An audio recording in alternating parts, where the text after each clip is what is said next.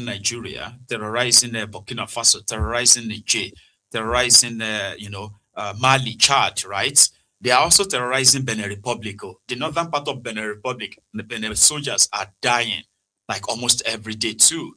Same complaints, right? Poor pay, poor intel, no morale, corruption in the military, and on and on and on like that. You know, but yet it's more or less like the facade, the fake democracy, which is what they use in disguise, by the way. So they have their lackeys, they have their puppets. In this case, Nigeria is probably the bigger puppets right now, willing to fight their war, to remove those who disagrees with them from power and keep those who agrees with them, in power. And what is that agree or disagree with them? Just let the status quo continue. That was truncated 2.5 years ago or so, or 3 years ago, right? And since then, it's been one misfortune after misfortune when it comes to France in Africa. So Nigeria featuring in all of this and leading to this level of disgrace and embarrassment, international disgrace, should be questioned, man. Like people should kind of like ask questions, man. Right. However, if we take it to the next side, inside Nigeria itself, where Nigeria is willing to send military, send soldiers, we have, I don't know, the number of soldiers they've sent to Benin Republic right now. And the level of, promptness. And they're actually pressing Nigeria right now. Yeah, France, Benin Republic, ECOWAS, the same ECOWAS that witnessed the entire desecration of the democratic altar across this West Africa by these dictators, democratic dictators, until some of them lost out of power, coup here, coup there, and all of that, right? So the same ECOWAS is so happy that Nigeria could promptly, within few hours, send in aircraft, fighter jets. They agreed that they had to destroy some of the Benin Republic's military posts so that these guys, the coupists, would not lay their hands on those weapons. You got what I mean? Like, they actually said that Nigeria flew to the Niger Republic, blew some of their military positions or military formations where they have armories, right? Destroyed them, went back to Nigeria. Then, mobilized a troop. These troops are not going to Benin Republic to chase terrorists. They are going to Benin Republic to provide security for the government there, protect the government, not the country, like we have in Nigeria. You have a lot of soldiers, and you'll be so surprised that from their top rank to some level, right, their own mandate is Kolu's mandate. Well, now, but their mandate seems to have always been to protect the regime under what comes may, protect the regime. Do you understand? Now, Nigerian soldiers are going to be receiving the same probably hatred that people have for their own government transferred to them too, right? So you see, in all of this, you ask yourself that, okay, what is this Tinubu's foreign policy? Is France, or did France write Tinubu's foreign policy for West Africa?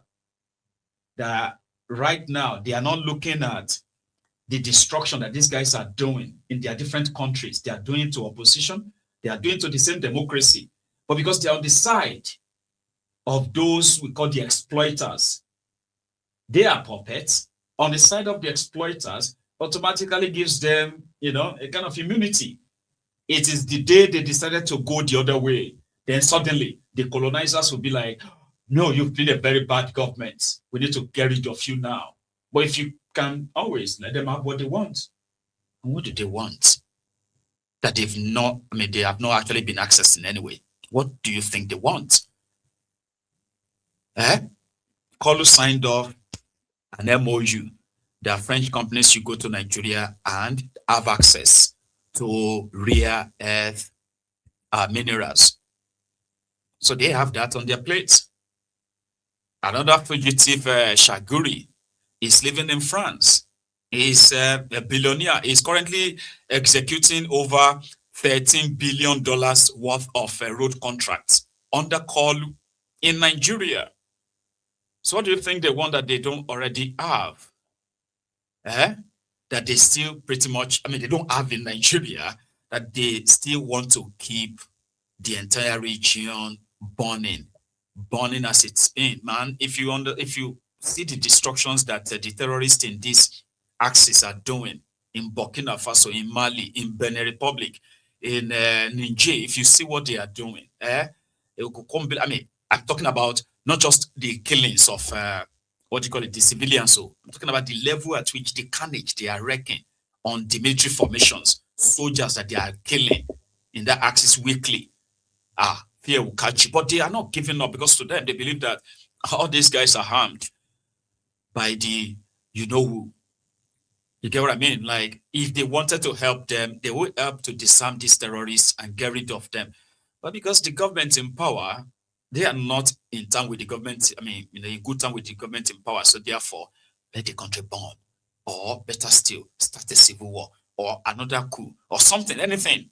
They don't care.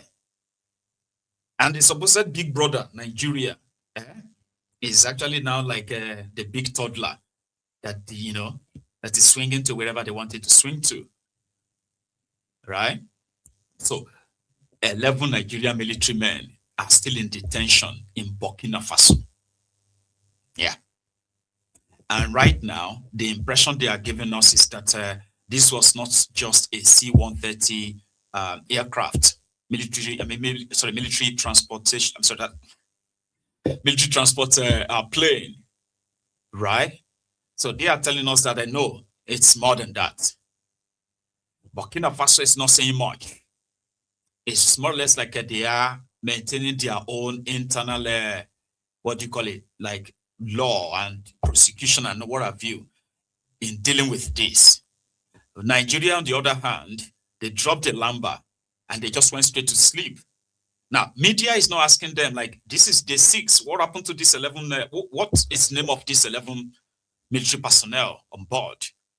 Nobody is asking. You know what I mean? Like, it's just going to be, oh, yeah, maybe another 2 weeks. They will say, oh, they finally reached an agreement. They won't tell you the agreement because it will have to be them paying ransom to bail those people out of that place. Now, the situation must have gotten to that stage now. Come on, like 6 days for mechanical faults. In Apangolo, they were flying in Niabi. What do you think? So they would have to pay ransom to get them out. And that ransom probably would be in cash in order to save face. Well, contrary to that, they'll say, you know what? If a judge should pronounce them guilty of spying on the country, so what will happen next is just going to be to negotiate their release. Negotiating their release comes with, it comes with a price. It's not just going to be, it does. And then that's it. We're just going to have to read about it somewhere later that, it's true. Those guys were spies. But, or better still, France is working around the clock to throw these guys out of power.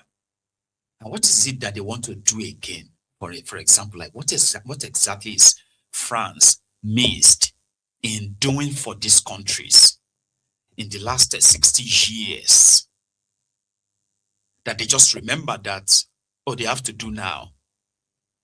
I mean, come on. They say enough. We have had enough of you. You've not treated us right. Just let it go. Sure, you get. Why can't they just let it go? They continue to say, this Sahel is very strategic. It's a very strategic, part of what?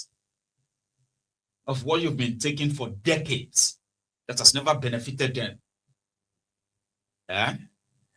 Anyway, that is on Burkina Faso. There is more. For those of you who have been watching the news, right? 2 days ago. Okay, let's stay in Nigeria a bit before we go somewhere else, okay? 2 days ago, Umahi, the former governor of Ebonyi State, the current minister for works, I've been a minister of works under Tinubu, has come out to, for the second time, by the way, or maybe the second time I'm actually hearing him say it, that the Igbos don't want Biafra anymore. That the reasons why the Igbos wanted Biafra was because the last government marginalized the Igbos. So under Tinubu has now addressed that. He has integrated the Igbos into Nigeria. Apart from appointments, Tinubu has started nearly 1 trillion naira project in eastern part of Nigeria on roads alone. So the Igbos now feel welcomed. They now see that there is a renewed hope, and therefore they don't want Biafra anymore. I didn't say it. I'm going to let you hear it. I mean, hear it from him directly. Let's go to Devil Umahi. In the past administration, our people felt very much marginalized more than they were ever marginalized. And that was the reason the people were agitating for Biafra. But I can say today that we are well integrated into the mainstream of the nation Nigeria. And so we are very grateful to President Bola Tinubu. There will be no need for Biafra again. We are comfortable with President Bola Tinubu. We are very happy with the integration. Look at this road. For more than 15 years, it has been one government will come and just do something and go. But the section being done MTN, under RCC, is going to be completed by February, fully and total, and it's costing us 202 billion. This remaining section is being done by SKCC. It's 72 kilometers, 150 billion, 30% already paid. And you can see the joy of it. And the joy of the building of road by president all over the country is that these roads will stay over 50 years to 100 years. You can see the concrete road is ongoing, it's just like the coastal highway. And you go to Enugu, Port Harcourt, 4 sections of the roads ongoing. You go to Anambra, you see Owerri Onisha, project ongoing. You go to Second Niger Bridge, section 2B, the project is ongoing. That's 176 billion. You go to Enugu now, you see the Artisan Bridge, finished, dusted, and they delivered.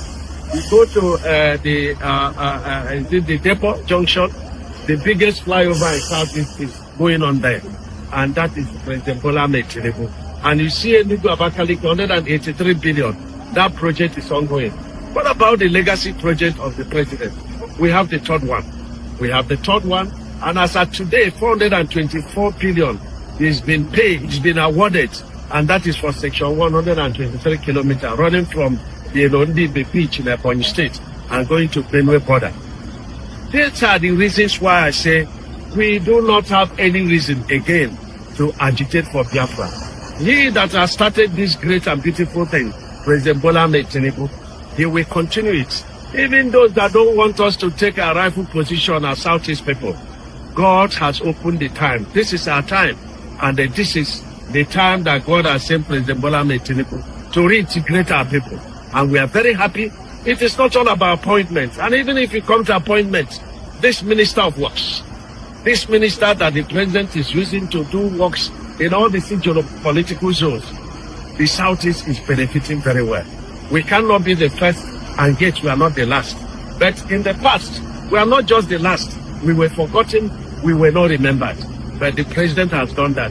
So, my brothers and sisters, we cannot retake our rightful position by sentiments and phenomenal statements. It is by realities and being strategic. And supporting President Bola Tinubu is being strategic. The governor of Enugu State coming over to APC is being strategic. Our dear governors are doing very, very well in South. My governor in Ebonyi State, we have this culture of working without commissioning. And that's what the governor has continued. That is doing very beautiful work. You go to Abia, you see the great work that person is doing. And of course, it's my cousin. Development and commitment to the will of the people, such runs in our veins. And so I commend him very highly. Our own leader, the governor of Imo State, is doing extremely very, very well. Very proud of his last economic summit. He's a very great mobilizer and a developer. And of course, Soludo, the Anambra solution. So we have every reason. And there is none of these people that is not supporting the president. But we will give him votes and compete with other zones so that we will seal our reintegration and take our rightful position. àmọ́ ọ̀rọ̀ tẹ́ gbé kalẹ̀ yìí ó dàbí ọ̀rọ̀ ẹni tí ọpọlọ rẹ̀ yòrò tàbí ẹni tí Ọlọ́run fi síbi aláṣà àwọn ọpọlọ rẹ̀ bí ọpọlọ ikú ó jọ má bẹ́ẹ̀ tọpọlọ rẹ̀ ò tó nǹkan rárá tàbí ètò wà ń bẹ kó má tiẹ̀ wúlò má rárá. Devil Umahi. They all talk, they all say a lot. I mean, I have seen him all over the place, by the way. Okay, let's give that to him. I have seen him like all over the country, and he's been there to to inaugurate road repair and what have you, except for a few places where they are starting new construction. Okay, so yeah, I've seen him all over the place. So if he's saying that if Tinubu is constructing all the roads he mentioned in the eastern part of Nigeria, then there should be so many of you who have seen that. Abi? So do you think if they construct all the roads, all the federal roads in the eastern part of Nigeria, that should be enough to never want to be Biafra, no? Just asking. I know some of you are already abusing him, but I'm just asking. What will make you not want to be Biafra again? Like for real? If you have the option of, let Nigerians conduct referendum, okay? If they still want to be part of Nigeria or not. So let every region conduct their own. And you, as an Igbo man or woman, be honest, or nobody go beat you. Now social media, nobody go beat you. Just say your mind, though. So do you think if they construct all the roads, all the federal roads in the eastern part of Nigeria, that's enough, right? Or is that a start? Nah. I don't know what will make you probably not want it, though. There are those who don't want it, right? And you can respect them. And positions actually do change as well, right? Somebody can say, I don't like it, it's, and then he's tutored, educated, and it's like, oh, I never thought of that, right? Yeah. So there are so many things that could actually make you consider possibly staying with Nigeria. The first one is that regional system of government, which in itself can be framed as a confederation. Confederation means each regions that agree to form their own, government of this region or that region of that particular one can choose their own internal constitutions, the form of kind of like a, governance they want to do, the type of assembly they want to run, the type of government they want to run. Yeah, they can, including the type of internal security they also want to put in place. I mean, you can start with that. People have said that, listen, one of the reasons why this contraption is not working is because people were not really part of the entire arrangement, and they were never given the chance to be part of that arrangement. So an average Igbo man will still be part of any other. If Nigeria breaks up tomorrow, you still see millions of Igbos doing their different businesses in these new countries. Do you understand? So the point here is that if you want to make people to stop saying we don't want to be part of Nigeria anymore, right? You have to actually allow them to govern themselves, which include protecting themselves. That is something that if you bring it to the table, somehow, some people will become so triggered, enraged. If you allow international flights to the eastern part of Nigeria, they may begin to import weapons, preparing for war. Politicians are saying that they are not from the eastern Nigeria. That's how Nigeria is right now. If you allow the eastern part of Nigeria to have access to the sea, right? Dredge the River Niger, build a massive port there for their own. No. If they have access to the sea, they are going to probably begin to amass weapons to start another war. There are people in Nigeria of today who still have that mentality. So therefore, it is unwritten, The eastern part of Nigeria will never have their own port. If they build any fake one for them there, it will never be operational. So they will never have international airports. They will call it international, but it won't be international in the real sense of it. There's a reason for that. There's so many things that they have deliberately, intentionally, right, put a ceiling on when it comes to the eastern part of Nigeria. Mind you, as they were doing, they're doing the same thing all over the place, but in a different form, in a different way. Do you understand? People can become anything. Tanzania, from what I heard, though, Tanzania, is it Tanzania?